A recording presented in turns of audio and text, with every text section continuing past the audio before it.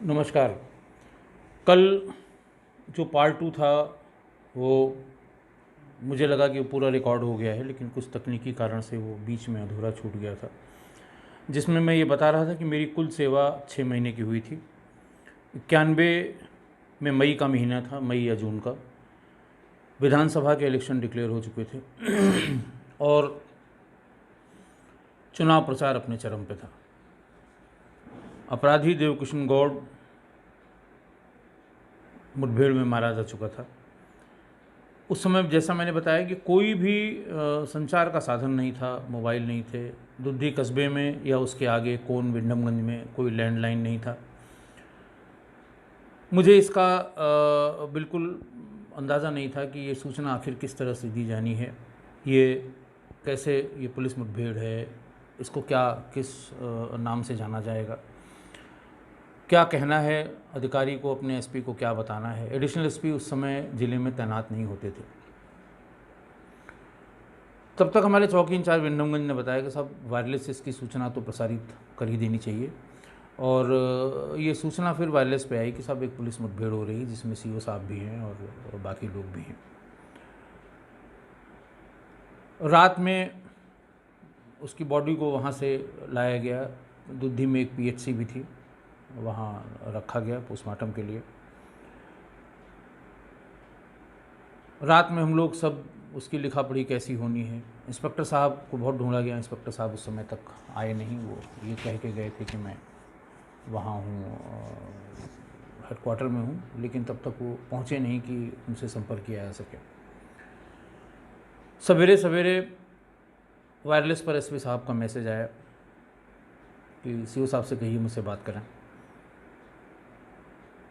वहाँ से भाग के पिपरी गए। पिपरी में काफ़ी देर बाद फ़ोन लगा।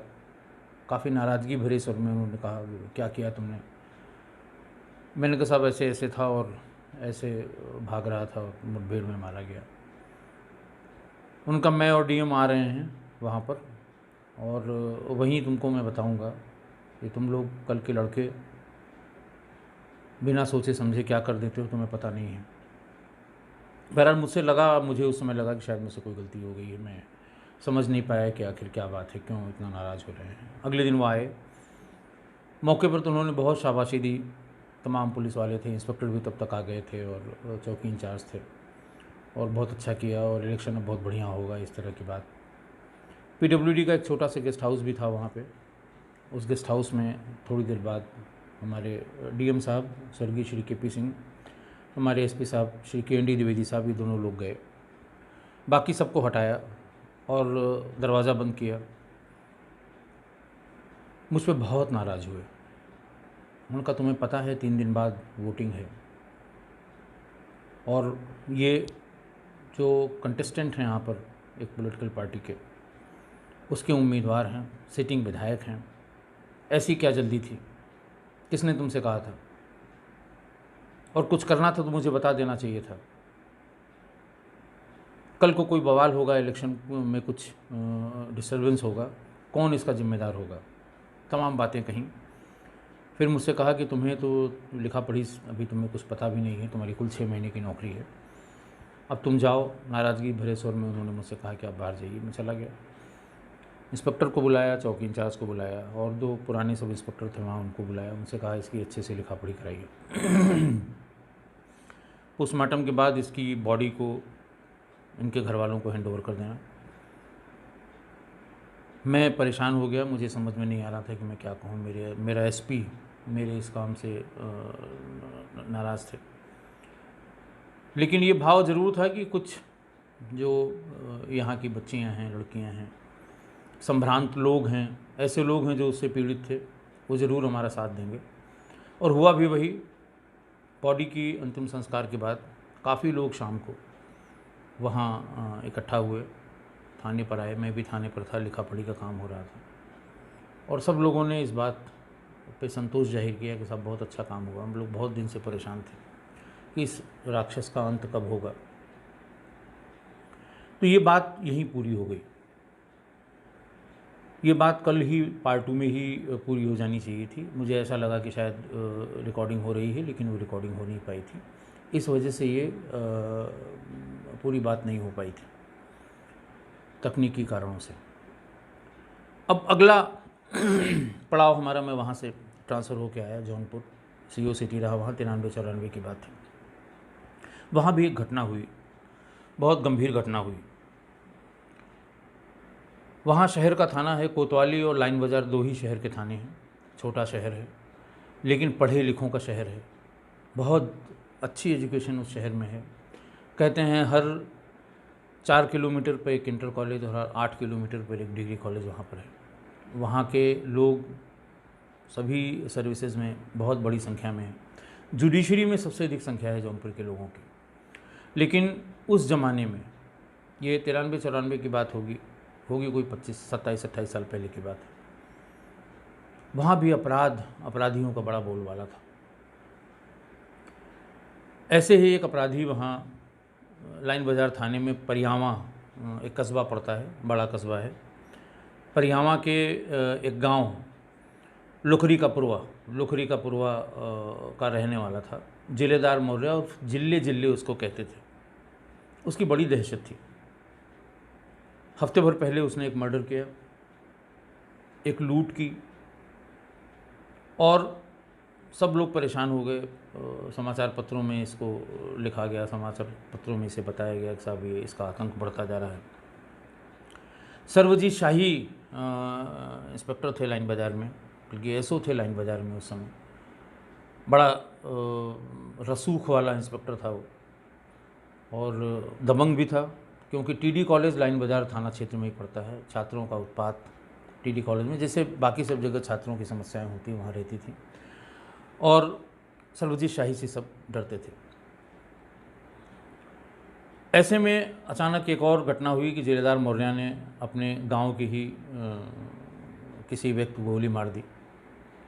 बहुत हल्ला हुआ, सब लोग इकट्ठा हुए, शाम की मीटिंग हुई, मैं CO सिटी था, इंस्पेक्टर कोतवाली, प्रभारी लाइन बाज़ार, चौकी इंचार्ज सब इकट्ठा हुए कि भाई इसको पकड़ना बहुत ज़रूरी है, काफ़ी लंबा इसका आपराधिक इतिहास हो गया है, और अगर अभी नहीं मारा गया, अभी नहीं पकड़ा गया, तो ये हम लोगों के लिए नाक में दम कर देगा।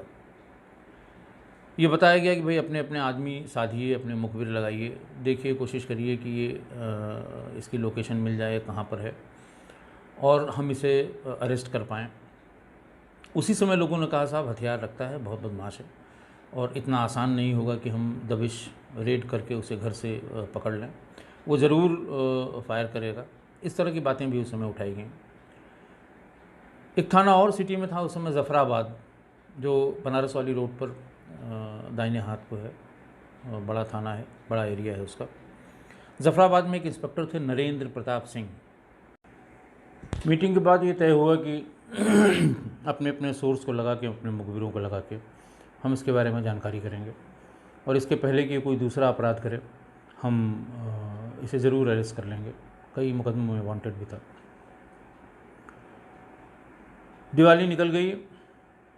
दिवाली के अगले दिन, जिसे परिवा कहते हैं, उस दिन महरूपुर क्रॉसिंग, ज़फ़राबाद थाने से थोड़ा आगे महरूपुर क्रॉसिंग है। जब आप इधर से जौनपुर की तरफ से बनारस जाएंगे तो क्रॉसिंग क्रॉस करने के तुरंत बाद दाहिने हाथ को, बिल्कुल ठीक जहाँ उसका रेलवे सिग्नल का जो गिराने का या उठाने का उसका जो छोटा सा कमरा होता है, उसके बगल में एक पान चाय बीड़ी की बहुत छोटी सी दुकान थी फूस में। सवेरे सवेरे उसका जो ओनर है, वो चाय वाला है, वो भागता हुआ थाने पर आया। थाने पर जो SO थे नरेंद्र प्रताप सिंह, वो सुबह 8 बजे, 8:30 बजे की बात होगी, वो थाना कैंपस में बने हुए चबूतरे पे दातुवन कर रहे थे। उसने बताया कि साहब जिले अभी अभी आया था और 2 कट्टा रखे हुए, मुझे कट्टा लगाया उसने, और मेरे गले में, यानी मेरे कैश बॉक्स में जो भी पैसा था 200-400 रुपये, वो सब ले गया, और उसने कहा कि अगर पीछे पीछे आओगे तो हम गोली मार देंगे। नरेंद्र ने उससे पूछा कि वो किधर गया है। उन्होंने कहा साहब वो रेलवे पटरी के किनारे किनारे संभवतः रेलवे स्टेशन की तरफ गया है। मैं डर के उधर से एक जीप अखबार वाली लौट रही थी, मैं उसी पर बैठ के यहाँ तक आया हूँ, मेरे पास कोई साधन भी नहीं है। उन्होंने ज़ोर से आवाज़ लगाई कि भाई वो हमारी रिवॉल्वर कहाँ है, जल्दी लाओ, इधर ही जा रहा है, मिल जाएगा आज। कहाँ जाएगा? दुकानदार से पूछा, उसने कहा सब पैदल ही था, वो किसी साधन से नहीं था, पैदल ही आया था। और एक कैसेट रिकॉर्डर टाइप का जेब में रखे हुए था, उसका कान में ईयरफोन लगा के उसको सुन रहा था। ऐसा लग रहा था शराब भी पिए हुए है, और बट्टों से, कट्टे के बट से मुझे बहुत मारा है, चोट लगी हुई थी, उसके सिर से खून निकल रहा था। नरेंद्र ने कहा, उस समय ऑफिस के लोग भी, जो उनके हेड मोहरिर थे या जो उनके मुंशी थे, वो संभवतः कहीं गए हुए थे, भाग के आए, और उनकी रिवॉल्वर उनको ला के दी। डोरी उसमें नहीं थी।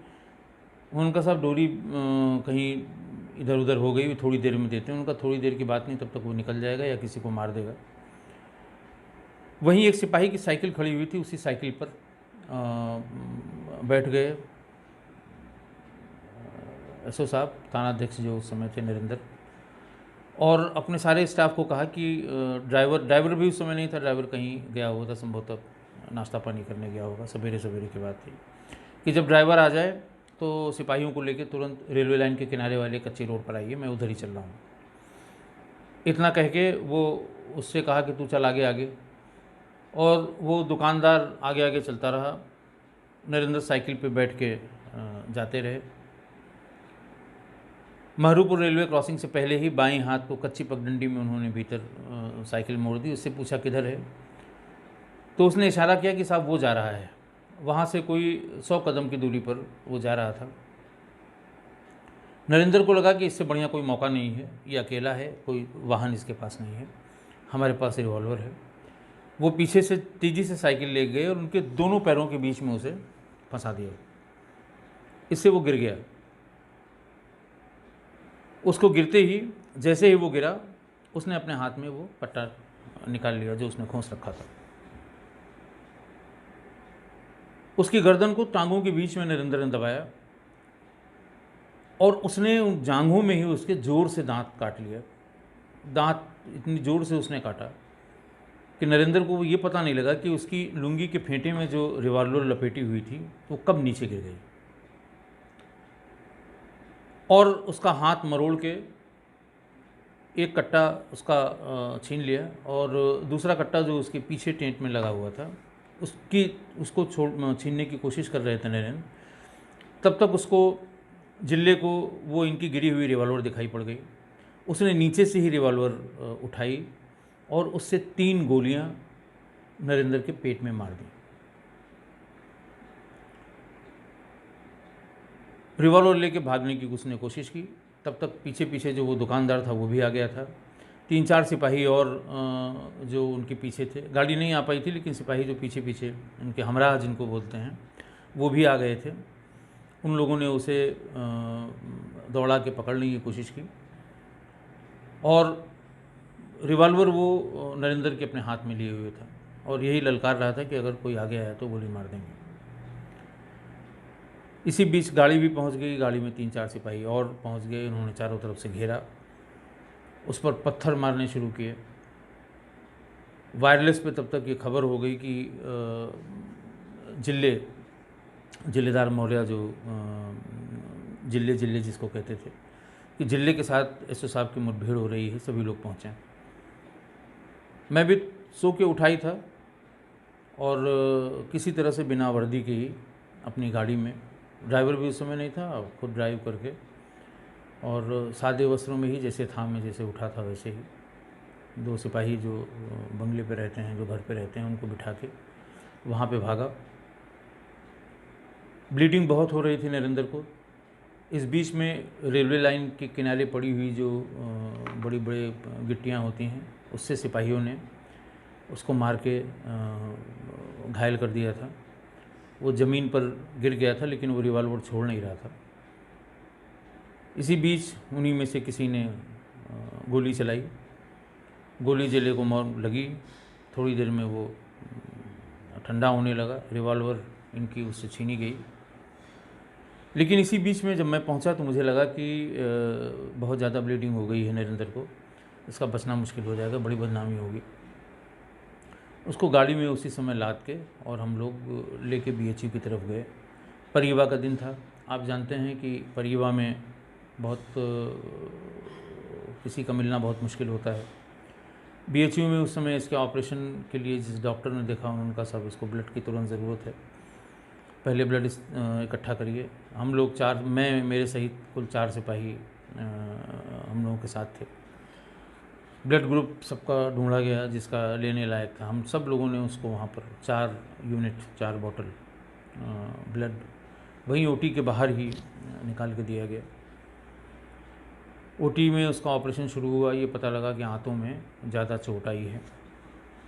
करीब 4 साढ़े 4 घंटे ऑपरेशन चला और डॉक्टर्स ने बाहर निकल के बताया कि साहब आंतें बहुत डैमेज हो गई थी और करीब 2.5 फीट इसकी आंत काट दी गई है और बाकी को टाँके लगा दिए गए हैं और अभी फ़िलहाल कोई और वाइटल ऑर्गन्स में चोट दिखाई नहीं दे रही है। 48 घंटे तक इसे देखना होगा कि ये कैसे रिएक्ट करते हैं। इस तरह उसकी नरेंद्र प्रताप सिंह की जान बची। बहुत अच्छा इंस्पेक्टर था, रिटायर होकर बनारस में कहीं अब रह रहा है। बात दरअसल ये थी कि वो इस तरह का क्रिमिनल था कि सरबजीत शाही ने 4 दिन पहले उसके यहाँ जहाँ उसके मुखबिर ने बताया था कि दबिश दी, वहाँ पर रेड की जहाँ उसका रहना बताया गया था, वो छत के ऊपर चढ़ गया, सारे कपड़े उतार दिए उसने, लंगोट पहन के पूरे शरीर में तेल लगाया। फोर्स थी नीचे खड़ी हुई, सरबजीत शाही स्वयं थे, 4-6 सिपाही थे, सबके पास असलहे थे और छत से कूदा। कूदने के बाद उसको पकड़ने की कोशिश की सिपाहियों ने, पूरे बदन में उसने तेल लगा रखा था और वो छुड़ा के सिपाहियों से सरबजीत शाही से भाग गया।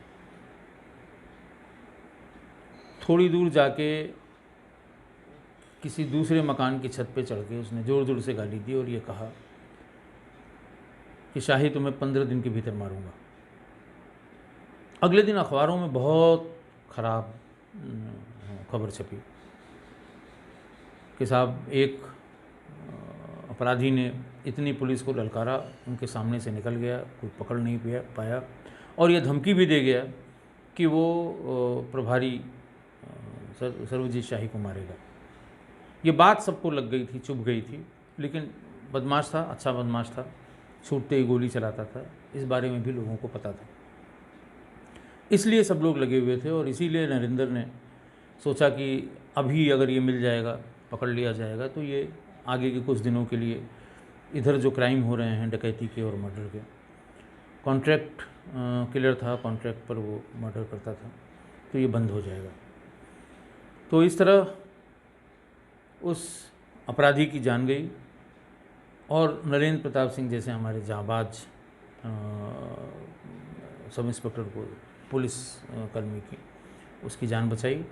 उसके बाद वो बहुत अच्छी जगह पे रहा, इलाहाबाद में कई बड़े थानों में, लखनऊ में चौक में कोतवाल रहा।